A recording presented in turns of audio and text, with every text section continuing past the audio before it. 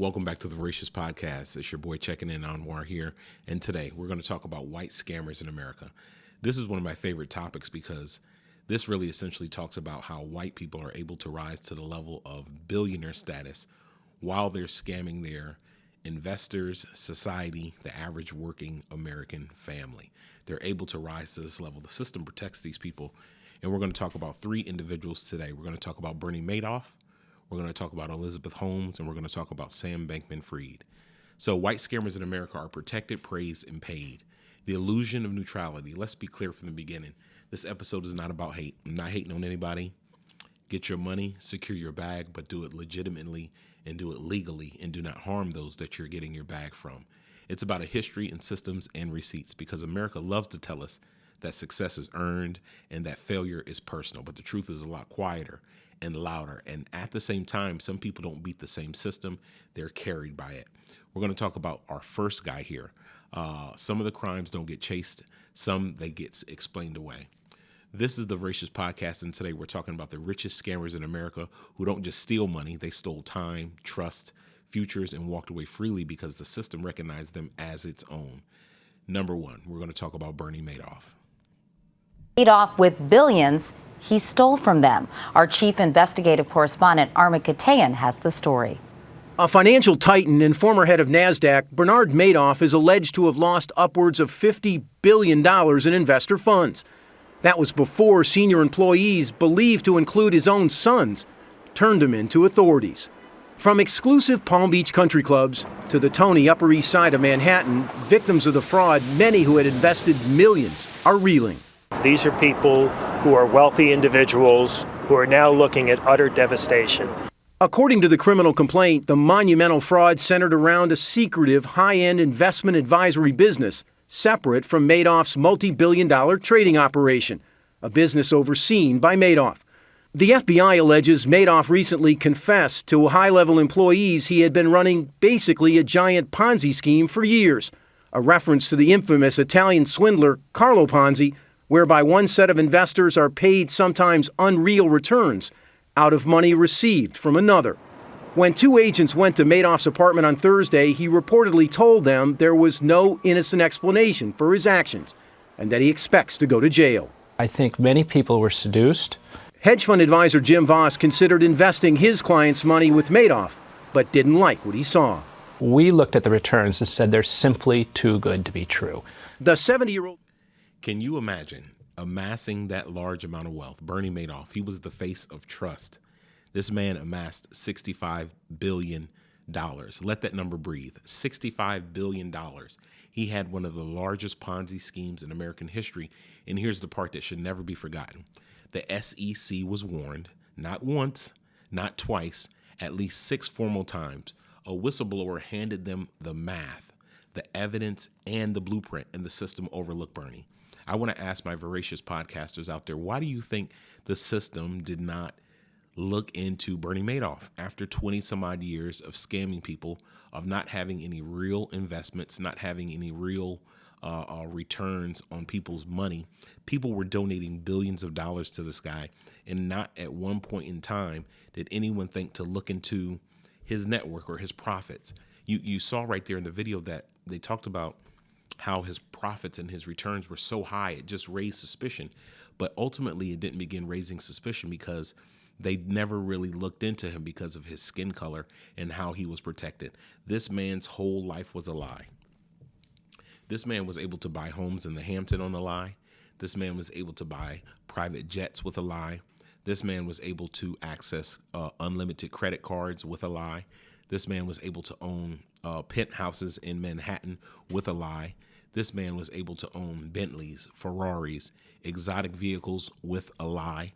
And no one, at no point in time, did any bank that he got a loan from, any system that he was involved in, the FBI agents that knew about him, the SEC that knew about him and that was warned, they never checked into it. They never really looked into this guy. This is just, it's bewildering. It's mind-blowing to think that this guy was able to operate with immunity for so many years. And this can only happen in America if you're a white person. You cannot rise to this level of scamming of any other race or nationality here in America unless you are a white person. Now, yes, I will preface this for my white listeners. Yes, there are black scammers. Yes, there are Hispanic scammers. Yes, there are Indian scammers here in America, but they do not rise to the level of billionaire status here in America because they are so heavily vetted. They have so many people that look through your paperwork, that cross their T's and dot their I's to make sure that if we're giving you $1 billion to invest in your new company, we have to make sure that you are legit. And they go through every rigorous process to ensure that a minority is doing the right thing. But when you look at somebody like Bernie Madoff, they just allowed him to just operate with immunity. Like he just was able to do whatever he wanted. People were giving him endless amounts of money. One of my favorite movies is The Wizard of Lies with Robert De Niro and Michelle Pfeiffer. One of my favorite movies. It's a really great movie. If you get a chance to look at it, you can probably stream it on one of the platforms. But it really essentially breaks down how he was able to do this, pretty much how the system, the economic crash, began to actually squeeze him tighter, because what happened in the movie was... I went in. I am talking about giving you $100 million. That's not going to do it. 150. Love to help you, but I can't. 175. I wish I could. I'm just thinking if it... No, 275. $300 million. How far do we got to go? If you go above 4, we might have something. I can do that. After these people gave him billions of dollars, over time, as the system, the economic downfall here in America was happening, people wanted to get their money back out of investments, right? That's what happened. If people are aware the stock market is crashing or the economy is going to begin tanking, people begin pulling their investments so that way they can hold on to that money and hopefully reinvest. One of the things that I love about the movie is that you saw the panic that began to set in. He actually had to come clean to his sons about how he was stealing the money, about the whole system being a lie. And this whole time, it never really raised suspicion. I mean, maybe his kids and his sons were asking throughout the process of him building, Dad, where are you getting the money? And you even see in the movie, they're like, Dad, we want to take over the company. You're getting older. We feel like we should be in charge more. And he would always push him off. Nope, you're not ready. You don't understand what's going on. This is not the thing for you to deal with. And ultimately, lo and behold, over time, they begin to figure out that this was a lie. He couldn't keep the lie going anymore. As the investors began pulling money out, and these were investors from places like Greenwich, Connecticut, Beverly Hills, California, Darien, Connecticut, Miami, Florida. They were in some highfalutin, rich areas here in society. These were other billionaires that were investing in him. And no one ever thought to say, you know what, this guy's got a high return. He's almost giving me back 90% of my money on top of what I've given him. How are his returns so high? Basically, it was a pyramid scheme. It was a Ponzi scheme. He would take your money, give that money to someone else after they invested, and it would seem like they got back double of what they initially invested in the company. The oldest trick in the book. But the problem is that Bernie was never truly looked into. No one ever actually looked into Bernie. No one ever thought that. It's just suspicious. But again, we live in a system that protects him because of his skin. I do not believe beyond a shadow of a doubt that any minority could raise to that level of wealth. This guy was worth $65 billion at the top of his career. Can you imagine? Can you imagine amassing $65 billion and it's all a lie? You can't even scam people out of Avon products.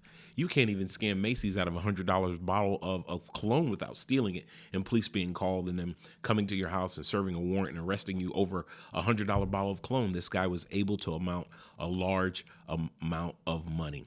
And the system looked at Bernie Madoff, former NASDAQ chairman, Wall Street insider, philanthropist, family man, and said, he doesn't look like a criminal. That's what the system said. They looked at Bernie and said, he doesn't look like a criminal. Looks like a good guy. He's a good man. There's no issues with him. I've always got my money back, so he must be legit, but nobody looked into him. So they let it continue for over a decade because fraud doesn't trigger alarms when it speaks politely and it wears a tailored suit and it has a particular skin color. People do not assume that you are lying or scamming to them when you look a certain way or you are attached to the power structure that runs the entire country. People just automatically write it off as you're being legit or this guy would never do something like that. Madoff didn't even hide the crime. He hid behind whiteness, wealth, and reputation. And by the time the justice system showed up, retirees were ruined, charities collapsed, and lives were erased. This man literally had stolen people's retirement funds.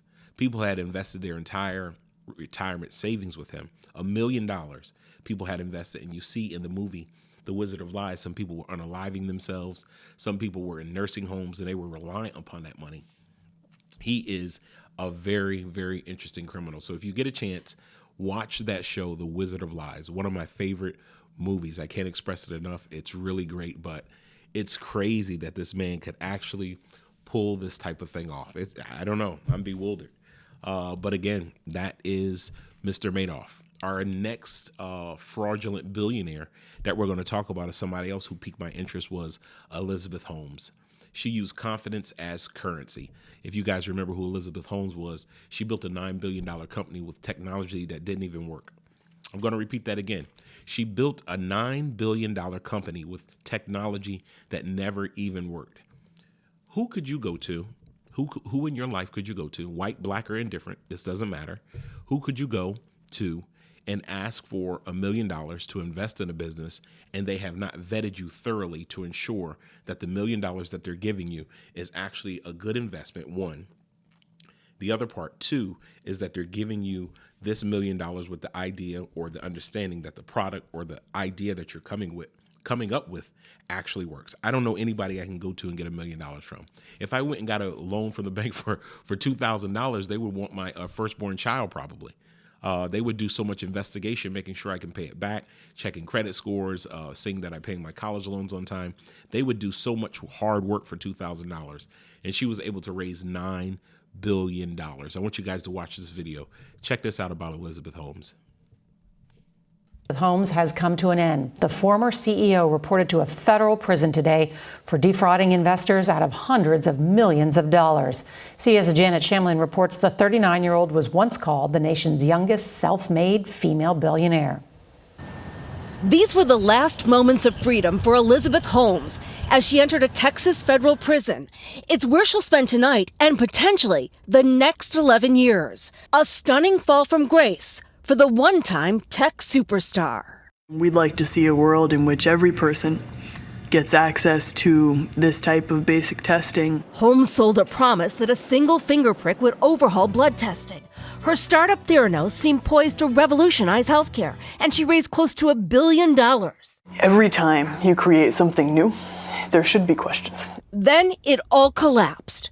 A jury found her guilty of fraud and conspiracy and ordered, together with her business partner, to pay duped investors more than $450 million and report to prison. The verdict was more than a year ago. She sought delays, using that time to try to reinvent her image.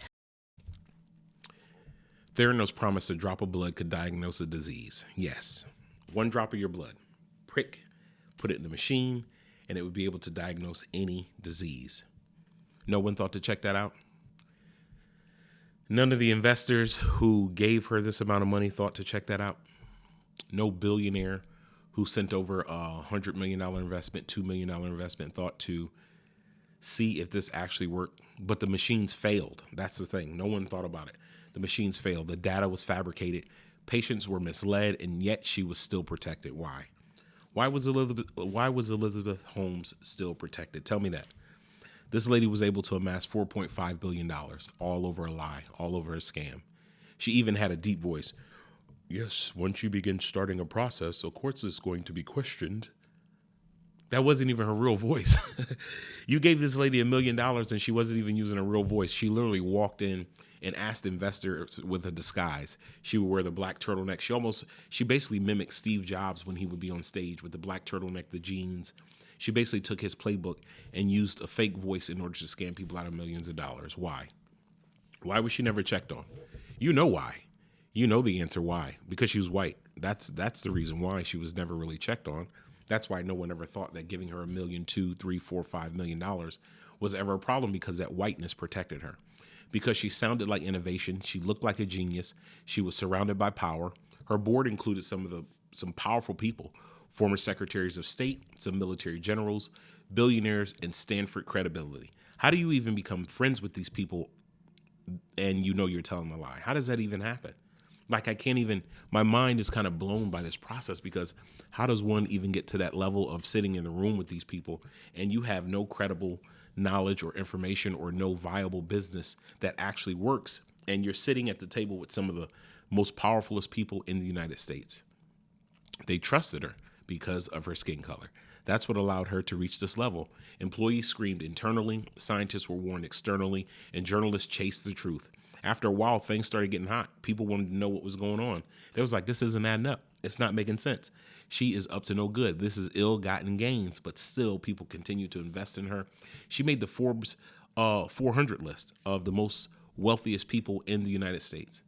Forbes didn't even do an investigation in terms of how she garnered her wealth. Nothing raised the level of suspicion. She was able to have a net worth of $4.5 billion. Think about that. $4.5 billion. She was able to amass $4.5 billion on a lie. Go to your bank, go to your local bank and ask for $1 million loan. Tell them you have a system that you're going to create where you can use a drop of blood and it can diagnose any disease. See how they treat you. See what they say to you. See whether or not you're believable. Bring in a bunch of files too with some papers and some doctor's signatures. Do whatever you have to do. I promise you, you will not be allowed to move beyond that chair without them calling the cops saying you're pushing some type of fraud. And the system hesitated. I don't think the system hesitated. That's the thing about her. I don't think the system hesitated. I think the system was comfortable because they really thought that she was on the cusp of some type of revolutionary product or item. I think that was the biggest thing. I don't think they hesitated. And I just don't think they did the checks because of who she was and what she looked like.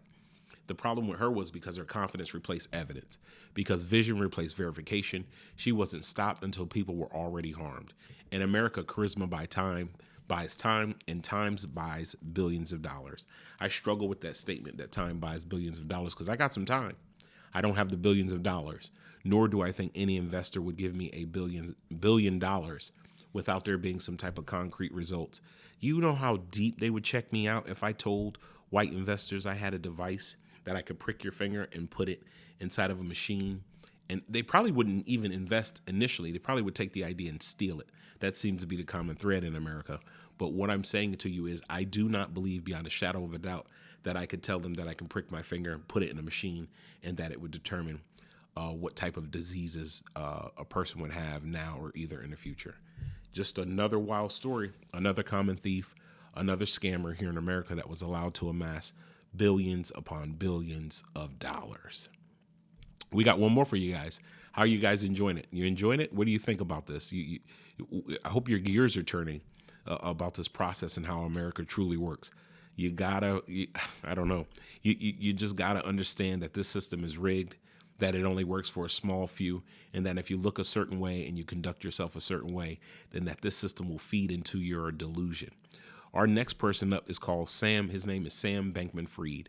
He is the genius costume. That's who Sam Bankman-Fried is, the genius costume. I want you guys to watch this video, and I'll pop right back in. Federal prison. He was found guilty back in November of orchestrating a multi-billion-dollar fraud that led to the collapse of his company. A jury convicted him on all 7 counts of wire fraud as well as conspiracy. NBC News business and data correspondent Brian Chung joins us now. Brian, it was interesting because you heard sort of prosecutors want 50 years. The defense say, look, 5 or 6. How did we land on 20? Yeah, I mean, and the judge, on just that appearance seemed to have sliced right in the middle. But we have to remember what the arguments were on both sides. So again, just to zoom out here, FTX was that crypto exchange, and Sam Bankman-Fried, as CEO behind that, lost $10 billion. You guys remember Sam Bankman-Fried, the crypto billionaire kind of whiz kid with the curly hair and the unassuming look on his face, and he was kind of a reclusive kid, one of the kids who's probably sitting in his parents' basement and playing video games all day. Another $1 billion scammer.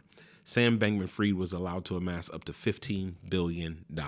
Let that marinate. With this scam, his BTX Bitcoin scam, he was able to amass $15 billion. Sam Bankman-Fried didn't look dangerous. That was the trick. Messy hair, shorts, awkward smiles. FTX collapsed with $8 to $10 billion in customer funds missing. This man lost or stole $8 to $10 billion of customer funds. At the $1 billion mark, money went missing. No one thought of anything. At the $2 billion mark, money was missing. No one thought of anything. At the $3 billion mark, money was missing. No one thought of anything. It got up to $10 billion, and that's kind of what raised the suspicion of the federal agencies that were involved or that were designed to investigate where the missing funds go. Missing, that's where the funds were. Before the collapse, He was testifying before Congress, donating over $70 million to politicians. He was featured in major media, Forbes magazine, Time magazine. He was seen as this whiz kid. And that's the other thing about the media. The media gets behind these white scammers so easily that they celebrate them. Oh my God, he's so amazing that he has this great idea. Where did Sam Bankman-Fried come from? We're so impressed by you. You just figure out this whole new algorithm that's going to change the world. None of these media or journalists decide to investigate him because his white skin protected who he was. He was treated like a misunderstood prodigy, right? Like he was this whiz kid. They treated him like he was the second coming of Christ. Regular people get arrested for less. Think about that. Regular people get arrested for stealing from Walmart. Regular people do. Yeah, you go to Walmart, steal something. They got the people at the door checking your receipt. Before you get to the car, maybe security will find you or come and get you, or cops will be waiting for you outside. That's how this system works.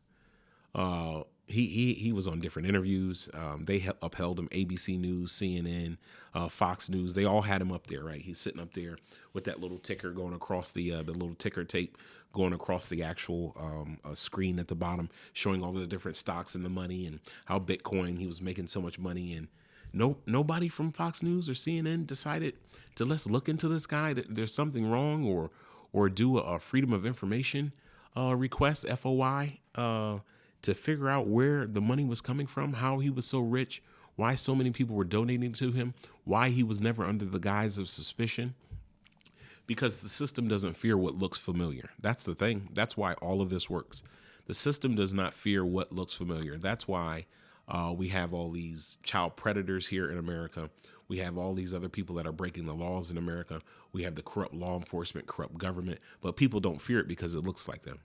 They're accepting of the evil that it portrays because they're like, well, can't be that bad because I know he means the best for me because he has the same skin color as me. He was trusted with oversight, with access, with the microphone until the money disappeared. Then that's not a coincidence. That's selective belief. People believe what they want to believe. Some people believe in God. Some people don't. Some people believe in Elizabeth Holmes. Some people don't. It's selective belief. You're choosing to believe in what works for you. That's how belief often works. People are going to believe in what works for them. This man was able to amass $15 billion. You mean to tell me after $15 billion for Sam Bankman-Fried, Elizabeth Holmes had $4.5 billion. Bernie Madoff had $65 billion. Not one level of suspicion was raised. Scammers in America. That's how they're able to get by. Their color is their protection. That's the only way you can rise to that level of success here in this society so quickly and over an extended period of time and never be under the guise of suspicion. I appreciate you guys staying with me. I really do. This was a fun one for me. I enjoy it. If you guys want to see more on scammers, I'd be happy to do that too, because I truly enjoy looking into these guys who are able to amass this amount of wealth here and only here in America and never faced any type of legal investigations prior to building billions of dollars, buying jets, buying homes, buying cars, traveling the world, meeting world leaders, sitting at the tables with generals, secretaries, and heads of states, and nobody is the least suspicious of them. Nobody's suspicious of them. So, again, this is the Veracious Podcast. I appreciate all the support. I appreciate you guys checking in. And if you know of any billionaire you'd like for me to investigate or have a podcast about, I'd be happy to do that. Drop the comments down below. And I look forward to seeing you guys again. Take care.